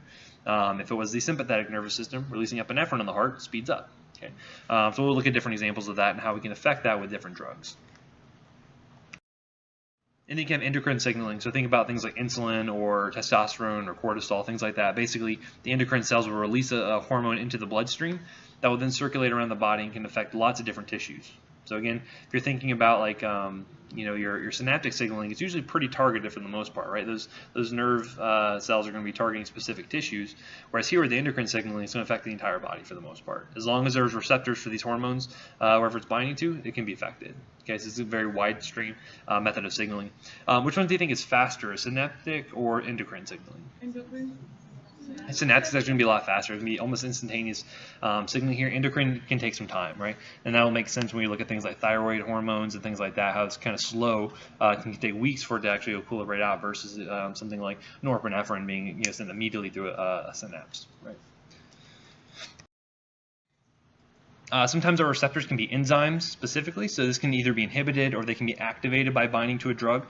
A good example of this would be dihydrofolate reductase, which is an enzyme that utilizes folic acid to help produce DNA for our cells, right? So when they want to replicate, they need their base pairs to make new DNA, and we can inhibit this with a drug called methotrexate.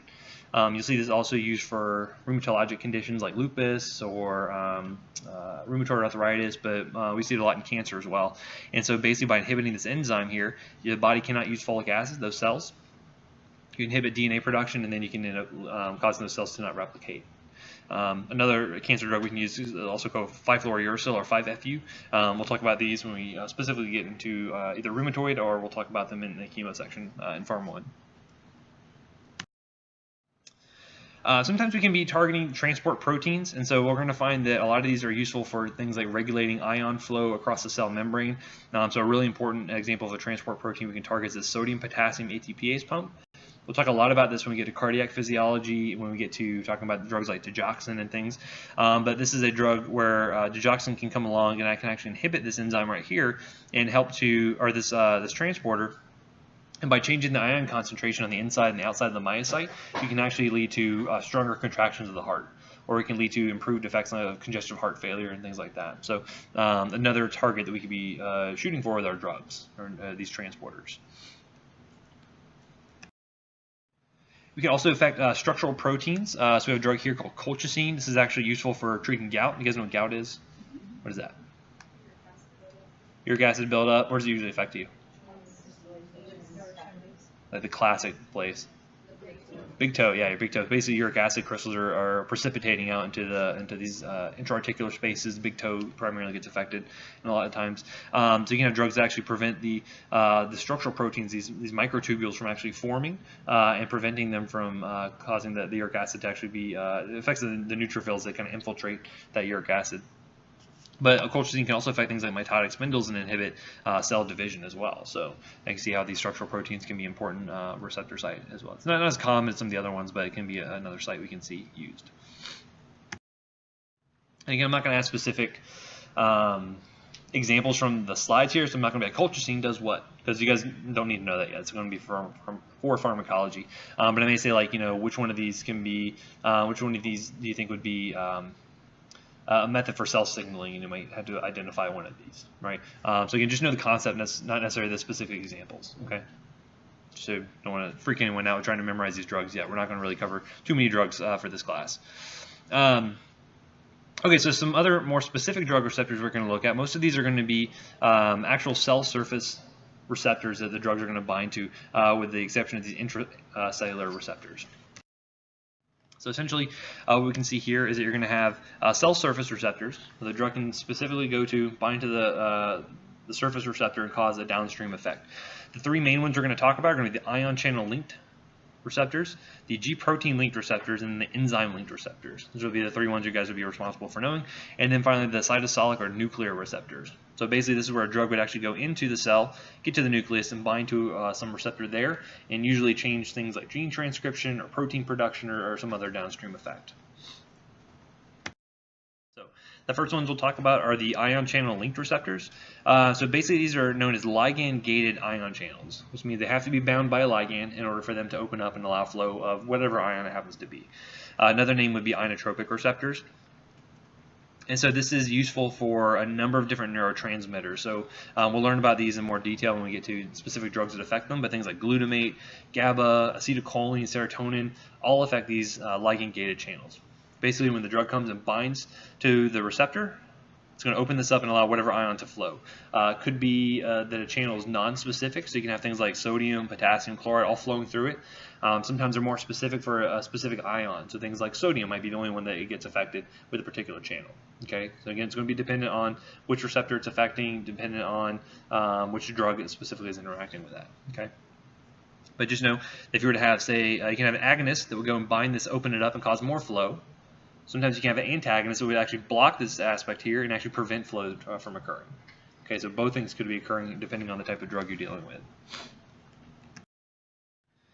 Usually these ion channels are made up of different subunits, and so you'll actually find in different tissues, or even sometimes in different people, they'll be expressing different subunits, and that can affect how the actual receptor will be working. So for instance, for this one in particular, this could have, say 2 alpha subunits, a beta, a gamma, and a delta subunit here. And depending on the tissue, you may see 2 alphas, 2 betas, and a gamma, or some other permutation of that, and that will affect what type of receptors, or what type of ligands can bind to it, may dictate what type of ions can flow through it. So just know there's different subunits that can be made there. And so that'll dictate what kind of binding, what kind of pore it's going to be making a lot of the ions through. So when looking at this, for any ligand, there's going to be many variations of different channels that can be affecting that. So for instance, we're going to talk about different subtypes of receptors that can be affected. I'll show you a table in a second that kind of illustrates that. We mentioned that most receptors, these ligand-gated channels, are going to have 5 subunits, and there's oftentimes more than just 5 different subunits can make that up. And so there's going to be a lot of variety here that are going to cause different effects to occur. So some of this can be based on different gene products that a patient may express or not express, and it can have a lot to do with RNA splicing and things like that. But just it takes multiple subunits in order to make one functional receptor there. So for instance, when you're looking at nicotinic acetylcholine receptors, right? So these are going to be responsible for a lot of cell signaling that occurs. You can have things like the NM type of subreceptor, right? So this is going to be expressing certain subunits, and you're going to find this mainly on the skeletal tissue. When you activate it with acetylcholine, you're going to cause excitation to occur, and this actually increases permeability of both sodium and potassium. Okay, that's one type of receptor you can have. You can have an NN receptor, still is affected by acetylcholine, but here you're going to find this mainly going to be in the autonomic ganglia. It's still excitatory, and this one's still going to work with sodium and potassium. But you can have some of the CNS nicotinic receptors that are also excitatory, but this one only works with calcium. So again, it could be specific to the tissue type that it's located at, it could be specific to what type of ions it will allow to flow through. All of it's related back to the different subunits that are making up that receptor. So just realize that the main concept here is that there's wide variability here. That's why you can have different types of receptors that get affected by different tissues and different ligands. Okay, so for instance, just because I use a drug in the CNS doesn't mean it's going to work the same way as it does in the GI tract, or work the same way as it does in the heart. All based on that kind of receptor diversity. So for instance, some other examples you can see here, so like nicotine, like where do you find nicotine at? Yeah, cigarettes, absolutely. So nicotine is going to be an important one because it affects those nicotinic acetylcholine receptors, mainly the CNS. But you can also have things like curare. Curare is actually, you guys ever heard like poison dart frogs? This is actually the products of those kind of indigenous tribes in the rainforest would basically dip these darts into some of the secretions of these frogs. That's curare. It will actually bind to these nicotinic receptors on the neuromuscular junction and actually will prevent them from working, causing paralysis. That's how they use it for hunting and things like that. Find things like barbiturates and different tranquilizers, so like phenobarbital, that actually affects GABA channels. And so when you affect these GABA channels, it actually causes them to open up more readily and allow chloride to flow through and actually slow down the entire CNS. And we'll talk about these specific examples when we get to pharmacology, but just realize there's a wide variety of things that can happen here with different drugs binding these different receptors. Okay. Next, we'll talk about the G protein coupled receptors. So basically, these G proteins are going to be very similar to one another just in structure alone. Since you're going to have a signal binding site here, and they have these kind of 7 transmembrane protein segments. Okay, so these all look the same, but you can find there's a huge diversity in the type of G proteins that can be made and what they respond to. These are really important, especially for things like sense of smell. A lot of different drugs are going to be affecting these G proteins, so this is an important site for drug action. So probably one of the largest family of cell surface receptors that we have. And just for example, like in mice, there's 1,000 G proteins just for smell alone. Okay, so 1,000 different distinct G proteins that respond to different smell signals to cause olfaction to occur. So we have a huge variety of this. Some of them will be responding to things like hormones, some to neurotransmitters, small peptides, even specific amino acids could be affecting these. Just be aware there's a huge variety. About half of all known drugs that we have work through G proteins. A very, very important signal receptor that we have. Again, you're going to have the receptor site, these 7 transmembrane signals, and then there's usually going to be a second messenger attached to this that will allow for downstream effects to occur. We'll look at an example of that in just a moment. So usually you're going to find the G proteins will end up linking to these specific subunits. So for instance, when you have a receptor being bound here by whatever ligand comes in, you'll notice you have these kind of G protein, the inactive subunit here. What happens when you have this receptor being bound is you actually end up having the GDP, or this guanosine diphosphate, actually gets converted over to GTP. Basically just kind of introducing a more high energy bond to that. So you guys heard of ATP? It's kind of a similar molecule to that. Basically, we have GTP here. This activates it, and then now you have this active alpha subunit and a beta gamma subunit here. They're both active.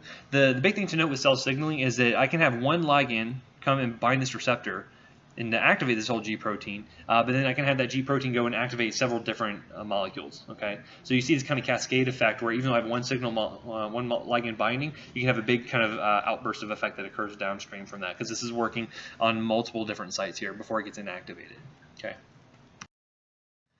But what happens is you have this GTP, eventually it needs to get inactivated. So for instance, here's a target protein that could be affecting, and maybe affecting 10, 15, 20 molecules depending on its actions. Once that GTP gets converted back over to GDP, then they're going to come back and form that inactive subunit, and then it can be reset and allow for another receptor to come in, another ligand bind the receptor and then activate all over again. Okay. And so this molecule here, whatever happens to be, is going to be that second messenger that we'll talk more about in detail in the next lecture. So just to give you some examples of different G proteins we can have here. So for instance, this GS protein, you don't have to remember the specific sub-proteins we're talking about, but just to realize there's lots of different variety in the physiologic effects we can see. So for instance, this GS protein gets affected by beta-adrenergic amines, means things like epinephrine, norepinephrine, that albuterol that I mentioned before. It's a beta-2 agonist, affects the same protein here. This will end up increasing the second messenger adenyl cyclase, which increases cyclic AMP. That causes downstream effects, causes smooth muscle relaxation in the lungs, and I can breathe better. Or it causes increased energy utilization in the heart to cause positive ionotropy. The heart beats faster and stronger, right? So lots of downstream effects can occur here. Olfactory epithelium expresses lots of different G proteins that are useful for smell. So lots of variety here, right? So just be aware there's several different G proteins. They're used by lots of different drugs. Okay. So the enzyme-linked receptors are very similar to the G proteins. You're going to see they have a different structure, though. I'll show you a picture of this in a second, but just realize that there's several enzyme-linked receptors that are out there. The tyrosine kinase is the main one we're going to focus on. I'll highlight this here because this is the main one we're going to illustrate. Essentially, tyrosine kinase is going to be the most common enzyme-linked receptor that we have, and you're going to find that has a very important role for especially like hormones and things like that to cause changes in DNA synthesis, causes cell proliferation, immune response to the skin. So things like platelet-derived growth factor affects how different tissues are going to develop. Insulin receptors are really another good example of this. So let me show you what the picture looks like to get an idea. Essentially, what you notice is you have these 2 subunits here. They're roughly identical, but you need 2 signal molecules to come and bind to it. Once you have 2 signal molecules, they dimerize, or 2 of them come together to form one, and they get phosphorylated. So these tyrosines, right? So kinase is just a protein or an enzyme that phosphorylates things, right? So adding that high energy bond basically gets phosphorylated by 6 times, and then it can cause whatever downstream effects, right? So these would be the second messengers that end up getting affected. This is specifically the receptor that's being bound in the first place by the ligand, okay? And eventually, once that phosphorylation, the phosphate is taken off of that, then it becomes inactivated again, waiting for new signals to come in. Okay. When we talk about the second messengers, we'll talk more about real-world examples of how these are coming into play. So it'll make more sense, especially next week when we talk about this more in detail. Finally, we have the intracellular receptors. These are going to be things that are located, obviously, within the cell. These are where a lot of places like things like steroids and thyroid hormone is going to be working, and they have to cross this membrane, either through a transporter or just through the lipid bilayer by itself, and then it can go down to places like the cytosol, can affect the nucleus, where it can change gene transcription. You will find that a lot of the corticosteroids that we use, like cortisol, are very hefty anti-inflammatories, and they work very specifically by affecting this pathway here. So you can notice here that a lot of our steroids have very similar structures, right? So we have things like cortisol, which are the main kind of stress hormone, but notice how estradiol, testosterone, all of these look very similar. When we talk about steroids, you'll kind of see how they all share a very similar kind of originator molecule, right? So a lot of these are derived from cholesterol, but basically they all share very similar structures. But you can notice here how once these hormones that get into the actual cell, they're able to go down to the nucleus, they're going to bind to whatever domain it has, and this will be able to change the gene transcription. So maybe, for instance, you know, your body was in a very high inflammatory state, you're producing a lot of these kind of inflammatory cytokines, now you have the corticosteroid come in, shut that process down, now you're not producing those proteins anymore. Okay, so again, this is not a very fast process, and you'll find a lot of these drugs will take some time to work. Right.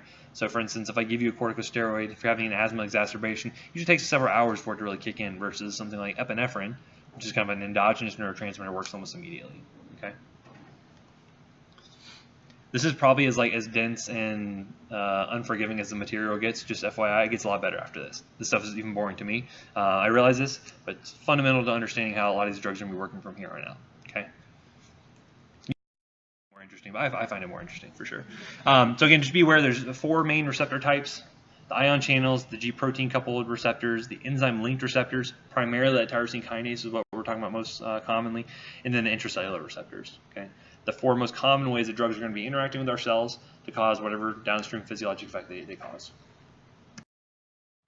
Any questions for the first section? Okay.